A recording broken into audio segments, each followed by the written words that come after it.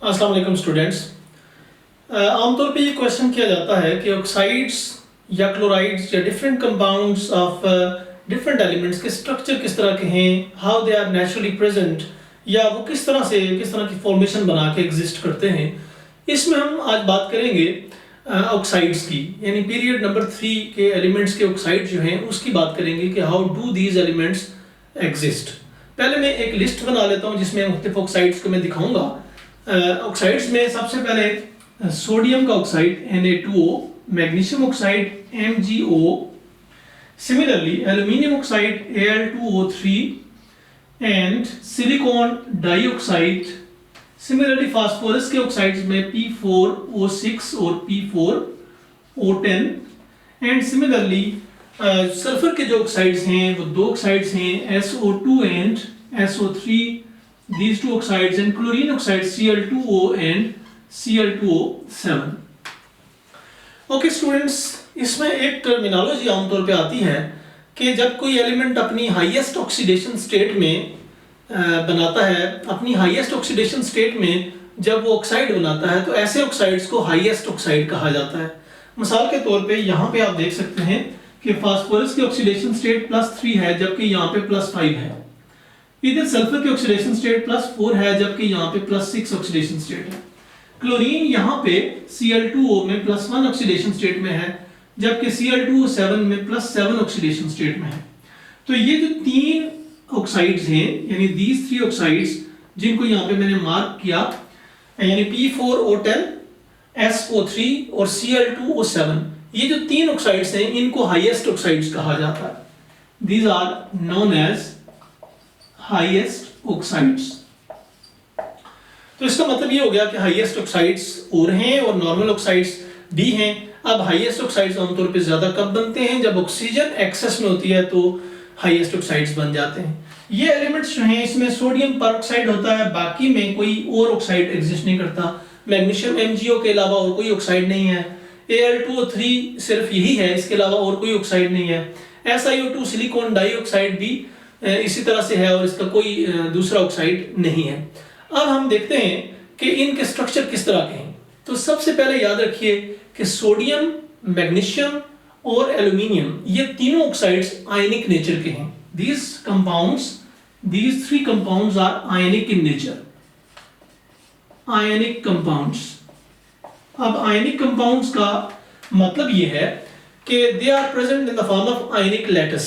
आयनिक lattice ये होता है कि सोडियम, यहाँ पे जैसे सोडियम +1 आयन है, sodium +1 and O-2 and sodium +1 किसी खास फॉर्मेशन के तहत एक लैटिस के अंदर मौजूद होते हैं। जैसे आपने NaCl का स्ट्रक्चर पढ़ा हो या किसी और आयनिक कंपाउंड का स्ट्रक्चर पढ़ा हो तो उसमें 3 डायमेंशनल आयंस की जो रेपिटेशन होती है, इस तरह से एक जेंट लैटिस बनता है, जेंट आयनिक लैटिस। उसकी सूरत में ये तीनों पाए जाते हैं, sodium +1, magnesium oxygen -1, magnesium +2, oxygen -2, aluminium +3 and oxygen -2। इस तरह के आयंस मौजूद होते हैं, लिहाजा इन ऑक्साइड्स को हम आयनिक ऑक्साइड्स भी कहते हैं and they are present in the form of giant ionic lattices. इसके बाद हमारे पास सिलिकॉन डाइऑक्साइड है। याद रखिए कि सिलिकॉन डाइऑक्साइड एक जेंट कोवेलेंट स्ट्रक्चर है।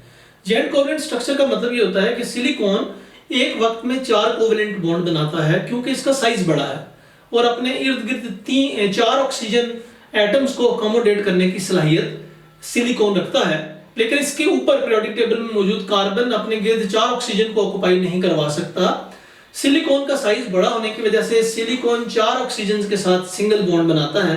जैसे मैं आपके सामने एक स्ट्रक्चर बना रहा हूं, जैसे ये अगर सिलिकॉन है, दिस इज इफ सिलिकॉन, तो सिलिकॉन एक ऑक्सीजन के साथ, दूसरे ऑक्सीजन के साथ और तीसरे ऑक्सीजन के साथ ये बॉन्ड बना रहा है। अब ये जो चौथे ऑक्सीजन के साथ चौथा बॉन्ड बना रहा है। अब चूंकि ऑक्सीजन की ऑक्सीडेशन स्टेट या वैलेंसी 2 होती है, 1 नहीं होती, ऑक्सीजन की वैलेंसी सेटिस्फाइड नहीं है, लिहाजा यहाँ पे ये जो ऑक्सीजन हैं, चारों ऑक्सीजन, ये और सिलिकॉन के साथ बॉन्ड बनाएंगे। जैसे आप देखिए ये ऑक्सीजन एक और सिलिकॉन के साथ बॉन्ड बनाएगा और ये फर्दर 3 ऑक्सीजन के साथ बॉन्ड बना रहा है। अब एक जेंट स्ट्रक्चर जो है वो डेवलप होता हमें नजर आ रहा है जो कि 3 डायमेंशंस में होता है। अब ये ऑक्सीजन फर्दर क्या करेगा, एक और सिलिकॉन के साथ बॉन्ड बनाएगा और ये सिलिकॉन फर्दर बॉन्ड 3 ऑक्सीजन के साथ ये इस तरह से बनाता है। जैसे आप देख सकते हैं कि ये सिलिकॉन और ये ऑक्सीजन ये इसके साथ बॉन्ड बना रहा है, फर्दर ये यूं बनाएगा तो ये एक जेट स्ट्रक्चर बनता चला जाता है। इसमें यहाँ पे फिर सिलिकॉन आ जाता है, फिर ऑक्सीजन, ऊपर वाला ऑक्सीजन फर्दर सिलिकॉन के साथ बॉन्ड बनाता है, तो हमारे पास एक जेट स्ट्रक्चर डेवलप होता है जो कोवलेंट स्ट्रक्चर है। इसमें जो बॉन्ड एंगल्स हैं वो तकरीबन सारे के सारे टेट्राहेड्रली अरेंज होते हैं और ये 109.5 एंगल है जो थोड़ा सा अप्रोक्सीमेट है, यानी ये बहुत ही एग्जैक्ट एंगल नहीं होता। ये थोड़ी सी एंगल में रोटेशंस होती हैं, एंगल में थोड़ी बहुत चेंज होती है या बॉन्ड रोटेशंस चेंज होती हैं, जिसकी वजह से सिलिकॉन डाइऑक्साइड आपके पास डिफरेंट फॉर्मेशंस में अवेलेबल होता है। कभी वो किसी कलर में होता है, कभी मिल्की, कभी रोज, कभी वाइट और कभी ग्रे कलर्स में सिलिकॉन डाइऑक्साइड आपको मिलता है। उसकी रीजन क्या है? उसकी रीजन है इसके different bond angles and different bond rotations. Next जो हमारे पास स्ट्रक्चर आता है वो है फास्फोरस का ऑक्साइड। फास्फोरस के दो ऑक्साइड्स हैं, एक है P4O6 और दूसरा है P4O10। अब P4O6 का स्ट्रक्चर किस तरह का है ये आपके सामने मैंने बनाया है कि हर फास्फोरस 3 बॉन्ड्स बना रहा है और कोई भी फास्फोरस डायरेक्टली दूसरे फास्फोरस के साथ बॉन्ड नहीं बना रहा बल्कि थ्रू ऑक्सीजन बना रहा है, यानी oxygen is a bridge between the phosphorus atoms. आपके सामने यहाँ पे फास्फोरस है जो कि 3 बॉन्ड बना रहा है, एक इस ऑक्सीजन के साथ, दूसरा इस ऑक्सीजन के साथ और तीसरा इस ऑक्सीजन के साथ। तो ये तीनों बॉन्ड्स इक्वल लेंथ के हैं, सिर्फ स्ट्रक्चर में इस तरह बनाए गए हैं, लेकिन ये बराबर लेंथ्स के बॉन्ड हैं और बराबर एंगल्स के बॉन्ड हैं। अगर आप फास्फोरस को सेंटर मान के आप इसकी ज्योमेट्री देखें तो ये पिरामिडल स्ट्रक्चर बनेगा ऑन ईच फास्फोरस।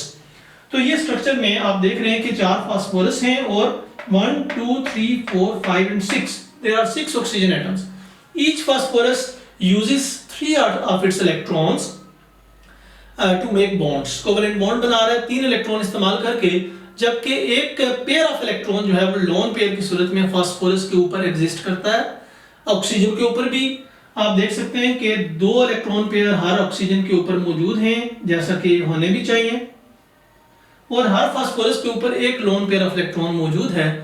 अब हम नेक्स्ट स्ट्रक्चर पढ़ेंगे जो कि P4O10 का स्ट्रक्चर। मैं इसी को मॉडिफाई करके P4O10 का स्ट्रक्चर बनाऊंगा। आपके सामने जो 2 लोन पेयर हैं, दो इलेक्ट्रॉन मौजूद हैं जो कि लोन पेयर की सूरत में फास्फोरस के ऊपर मौजूद हैं। ये दोनों इलेक्ट्रॉन यूज हो जाएंगे और इनमें से एक इलेक्ट्रॉन सिग्मा बॉन्ड और दूसरा इलेक्ट्रॉन पाई बॉन्ड बनाएगा विद अनदर ऑक्सीजन एटम। ये देखिए कैसे, मसलन मैं यहाँ पे एक डबल बॉन्ड ऑक्सीजन, यहाँ पे एक डबल बॉन्ड ऑक्सीजन, यहाँ पे डबल बॉन्ड ऑक्सीजन और यहाँ पे भी एक डबल बॉन्ड ऑक्सीजन बना देता हूँ। You see this structure is the structure of P4O10. इसमें क्या हो रहा है, इसमें फास्फोरस अपने 5 के 5 इलेक्ट्रॉन जो उसके वैलेंस शेल में पाए जाते हैं, सारे इलेक्ट्रॉन को इस्तेमाल करते हुए वो बॉन्ड बना रहा है और इसमें 10 ऑक्सीजन है, 4 फास्फोरस हैं। तो इस तरह से आपके पास जो स्ट्रक्चर बनता है P4O10 का वो इस तरह का स्ट्रक्चर है। याद रखिए P4O6 हो, P4O10 हो या आपके पास सल्फर के ऑक्साइड्स हों या क्लोरीन के ऑक्साइड्स हों, these are actually molecular oxides. अगर मैं इन सारे ऑक्साइड्स को एक कैटेगरी में रखूं तो मैं इनको कहूंगा molecular oxides, because these are present in the form of small discrete molecules.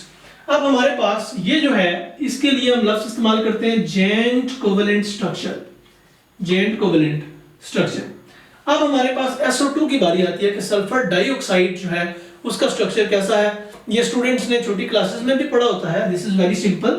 Sulphur dioxide इस तरह से एक स्ट्रक्चर है जिसमें सल्फर के ऊपर एक लोन पेयर है, क्योंकि 6 इलेक्ट्रॉन में से 4 इलेक्ट्रॉन सल्फर जो है वो यूज करता है और डबल बॉन्ड बनाता है, 1 sigma and 1 pi bond with each oxygen atom.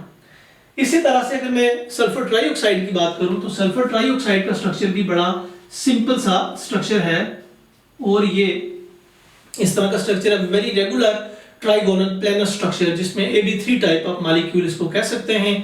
Sulphur 6 के 6 इलेक्ट्रॉन को यूज कर रहा है अपनी बॉन्ड फॉर्मेशन के लिए। सल्फर का ट्राइऑक्साइड समटाइम यानी ट्राइमर की सूरत में मौजूद होता है, जिसमें 3 SO3 के मॉलिक्यूल आपस में लिंक करके बॉन्ड बना लेते हैं। उसको भी मैं आपके सामने बना देता हूं। जैसे आपके पास सल्फर, ऑक्सीजन, ऑक्सीजन, फिर ये ऑक्सीजन, फिर सल्फर, फिर ऑक्सीजन, फिर ये इस तरह से ऑक्सीजन, ऐसे, फिर सल्फर, और फिर डबल बॉन्ड ऑक्सीजन एंड फिर ये जनाब ऑक्सीजन इस तरह से लिंक कर रहा होता है। तो ये स्ट्रक्चर जो है ये आपके पास 3 मॉलिक्यूल्स सल्फर ट्राईऑक्साइड के वो आपस में लिंक करके एक ट्राइमर बनाते हैं। अब मैं आपके पास आता हूँ क्लोरीन के ऑक्साइड्स की तरफ। Cl2O एंड Cl2O7 का स्ट्रक्चर किस तरह से है, ये भी मॉलिक्यूलर है। Cl2O का मतलब ये है कि oxygen is making 2 covalent bonds with each chlorine with 1 chlorine, और आपके पास ऑक्सीजन के ऊपर 2 लोन पेयर्स हैं, जबकि each chlorine is having 3 lone pair of electrons. तो ये स्ट्रक्चर वाटर के स्ट्रक्चर के साथ खासा मैच कर रहे हैं। आप देखते हैं कि अगर क्लोरीन की जगह हम हाइड्रोजन लगा देते हैं तो ये वाटर का स्ट्रक्चर बन जाता है। इट इज सिंपली एंगुलर और वी शेप्ड मॉलिक्यूल।